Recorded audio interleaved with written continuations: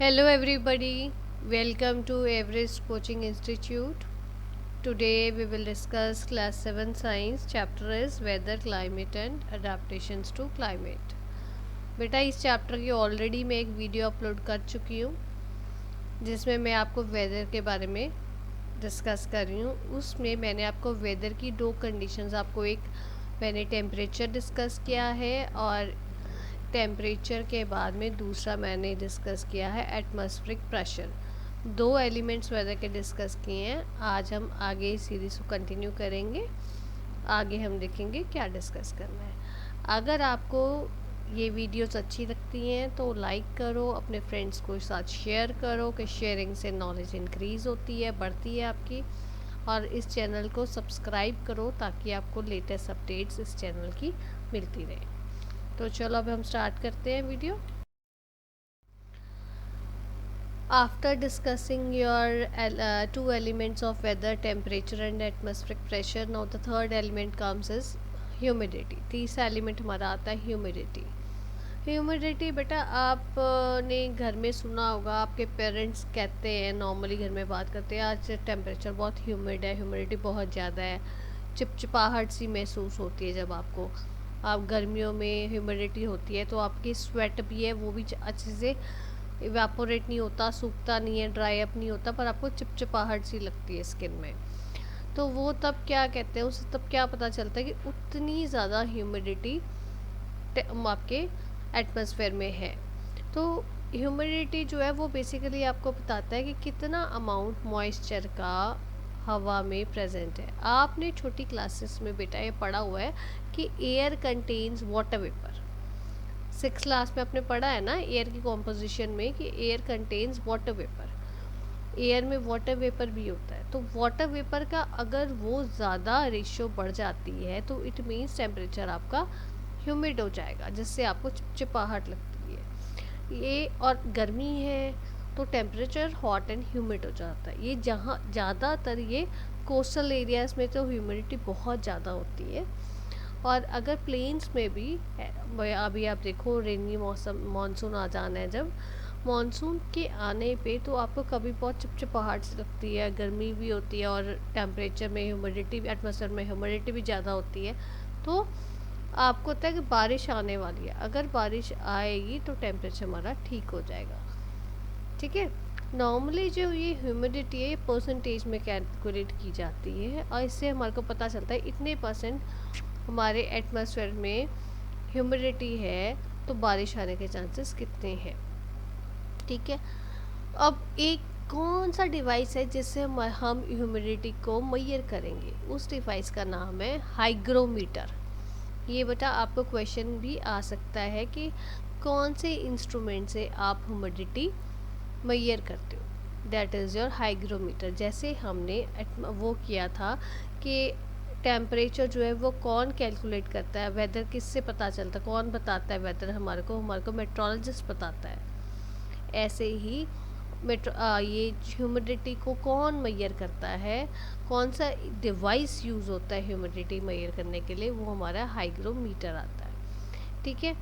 और ये सबसे ज़्यादा ह्यूमिडिटी आपकी कब होती है, ये रेनी सीज़न में होती है, क्योंकि तब आपको ह्यूमस बहुत ज़्यादा होती है, ह्यूमिडिटी बहुत ज़्यादा होती है, चिपचिपाहट बहुत ज़्यादा लगती है, हवा में मॉइस्चर कंटेंट या वाटर वेपर कंटेंट बहुत ज़्यादा होता है, जिसके कारण ह्यूमिडिटी उस मौसम में सबसे ज़्यादा होती है। ठीक है बेटे। नेक्स्ट आता है हमारा क्लाउड्स एंड प्रेसिपिटेशन। अब देखो हमने ह्यूमिडिटी डिस्कस कर लिया है, वेपर्स, वाटर वेपर है उसमें ज़्यादा है एयर में, आपके एटमॉस्फेयर में। तो आपने 6th क्लास में ये चीज़ भी पढ़ी हुई है बेटा कि हमारी क्लाउड्स कैसे फॉर्म होते हैं। क्लाउड्स की फॉर्मेशन आपने डिस्कस की हुई है 6th क्लास में, हमें मैंने आपको डिटेल में बताया हुआ है। क्लाउड्स में देखो, क्लाउड्स किस चीज़ के बने होते हैं, वो जो टिने वाटर पार्टिकल्स होते हैं, ड्रॉपलेट्स होते हैं कि उनको जो हवा में होते हैं उन सबको इकट्ठे हो के वो क्लाउड्स बनते हैं।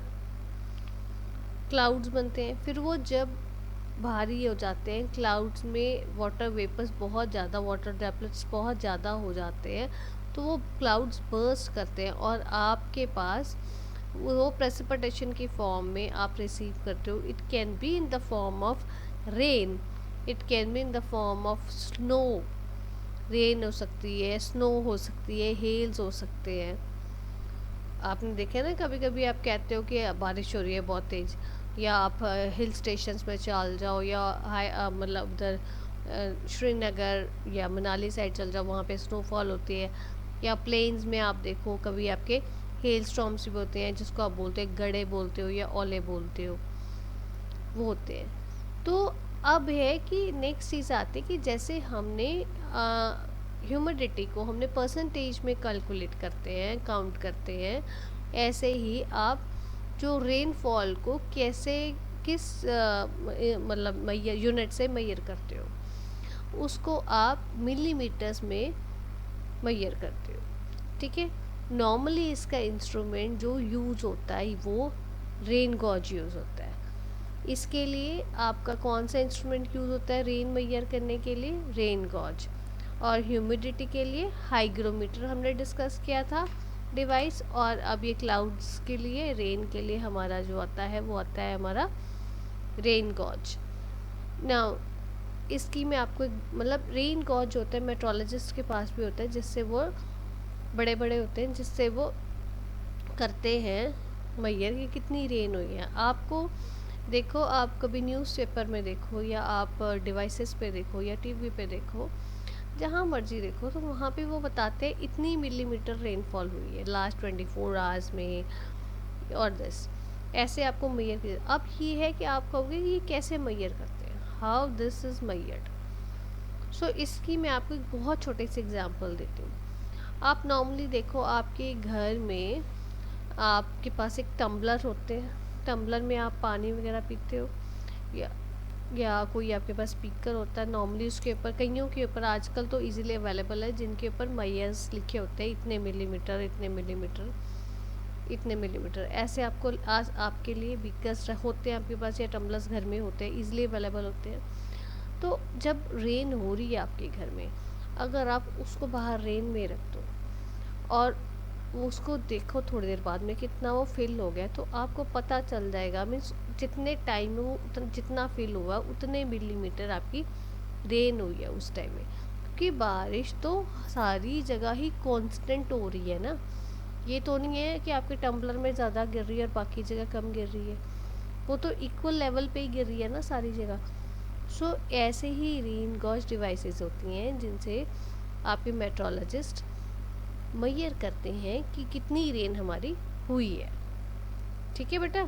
सो आपको पता होना चाहिए कौन सा इंस्ट्रूमेंट यूज़ होता है रेन के लिए मैयर करने के लिए, और कौन सा इंस्ट्रूमेंट हमारा यूज़ होता है ह्यूमिडिटी मैयर करने के लिए।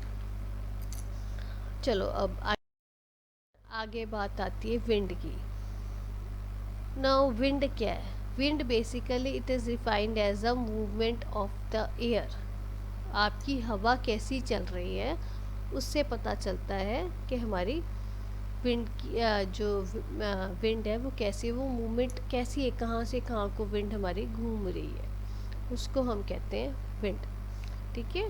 कैसे एयर हमारी एक जगह से दूसरी जगह पे घूम रही है। नॉर्मली विंड हमारी कैसी चलती है, वो हाई प्रेशर एरिया से वो लो प्रेशर एरियाज तक जाती है।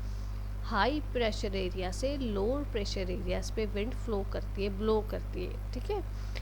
अब जितना डिफरेंस हाई प्रेशर एरिया और लो प्रेशर एरिया के विंड में है, उतनी स्पीड से वो चलेगी। जितना ज़्यादा डिफरेंस होगा उतनी स्पीड से विंड चलेगी, और जितना कम डिस्टेंस होगा उतना जितना कम प्रेशर होगा और उतना कम वो स्पीड से चलेगी। ये डिटेल में हम डिस्कस करेंगे नेक्स्ट चैप्टर में। अभी सिर्फ मैं आपको बता रही हूँ कि वो हाई प्रेशर एरिया से लो प्रेशर एरिया में मूव करती है विंड, ब्लो करती है, और जितना हाई प्रेशर एरिया में और लो प्रेशर एरिया में जितना आपका डिफरेंस ज़्यादा होगा उतनी ज़्यादा स्पीड से विंड चलेगी, और जितना आपका डिफरेंस कम होगा उतनी कम स्पीड से वो चलेगी, विंड ब्लो होगी। ठीक है।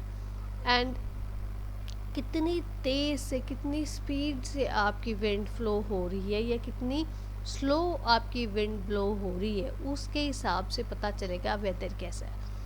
अब देखो बेटा, अगर आपका बहुत ज़्यादा हवा चल रही है तेज़, तो एटमॉस्फेयर थोड़ा वेदर थोड़ा ठंडा होगा। और जितनी कम स्पीड पे विंड फ्लो ब्लो होगी या बिल्कुल ब्लो नहीं होगी तो उतनी ज़्यादा गर्मी होगी, टेम्परेचर हाई होगा। ठीक है। नाउ अब विंड हम कैसे मेजर करते हैं, कौन से डिवाइस से मेजर करते हैं, दैट इज़ एनीमोमीटर। विंड को मेजर करने के लिए हमारा जो इंस्ट्रूमेंट यूज़ होता है that is known as anemometer. ठीक है। आज हमने 3 मीटर्स 3 डिवाइसेस किए हैं। हमने ह्यूमिडिटी का डिवाइस किया है, किससे मेजर करते हैं ह्यूमिडिटी हम करते हैं मेजर हाइग्रोमीटर से। रेन हम मेजर करते हैं रेन गॉज से, और विंड हम करते हैं एनीमोमीटर से। ठीक है। ये आपको चीज़ें पता होनी चाहिए। सम टाइम्स इनके ऊपर क्वेश्चन आ जाता है, ऑब्जेक्टिव टाइप भी आ जाता है, वन वर्ड क्वेश्चन भी आ जाता है। तो आपको पता होनी चाहिए कौन सी डिवाइसेस हमारी यूज़ होती हैं इनको मेजर करने के लिए। ओके बच्चे, so this is all about today's video. If you find any difficulty, you are most welcome to give your feedback. Thanks for watching.